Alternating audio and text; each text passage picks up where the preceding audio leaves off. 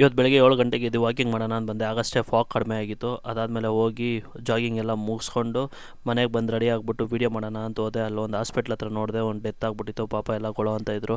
ನಾವೆಲ್ಲ ಜೀವನ ನಡ್ಸೋಕ್ಕೆ ಎಷ್ಟು ಒದ್ದಾಡ್ತಾ ಇದ್ರಿ, ಅಲ್ಲಿ ನೋಡಿದ್ರೆ ಜೀವನ ಇಷ್ಟೇ ಅಲ್ಲ ಅಂದ್ಕೊಂಡು ತುಂಬ ಬೇಜಾರಾಯಿತು. ಅದಾದಮೇಲೆ ರೈಲ್ವೆ ಸ್ಟೇಷನ್ ಒಳಗಡೆ ಬಂದೆ, ಟಿಕೆಟ್ ಸಿಕ್ಕಿಲ್ಲ. ಅದಾದಮೇಲೆ ಮೆಟ್ರೋ ಸ್ಟೇಷನ್ ಹತ್ರ ಹೋದೆ. ಅಲ್ಲೋಗಿ ಮೆಟ್ರೋ ಟಿಕೆಟ್ ತೊಗೊಂಡು ನೆಕ್ಸ್ಟ್ ನಾನು ಸೀದಾ ಮೆಜೆಸ್ಟಿಕ್ ಹೋದೆ. ಮೆಜೆಸ್ಟಿಕ್ ಹೋಗಿದ ತಕ್ಷಣ ಸ್ವಲ್ಪ ಶೈ ಆಗ್ತಾಯಿತ್ತು. ಸೊ ಅದು ಟ್ರೈ ಮಾಡಿಬಿಡೋಣ ಅಂದ್ಬಿಟ್ಟು ಒಬ್ರ ಹತ್ರ ಮಾತಾಡಿದೆ. ಅದಾದಮೇಲೆ ಸ್ವಲ್ಪ ಧೈರ್ಯ ಬಂತು.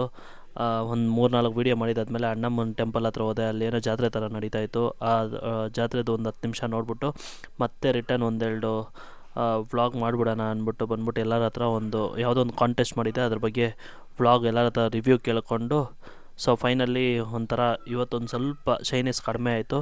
ಸೊ ಮುಗಿಸ್ಕೊಂಡು ಸೀದಾ ಮೆಟ್ರೋ ಹತ್ತಿದೆ. ಮೆಟ್ರೋ ಹತ್ತಿದ ತಕ್ಷಣ ಸೀದಾ ಮನೆಗೆ ಬಂದೆ. ಇಲ್ಲಿಗೆ ವ್ಲಾಗ್ ಮುಗಿಸೆ. Thank you guys.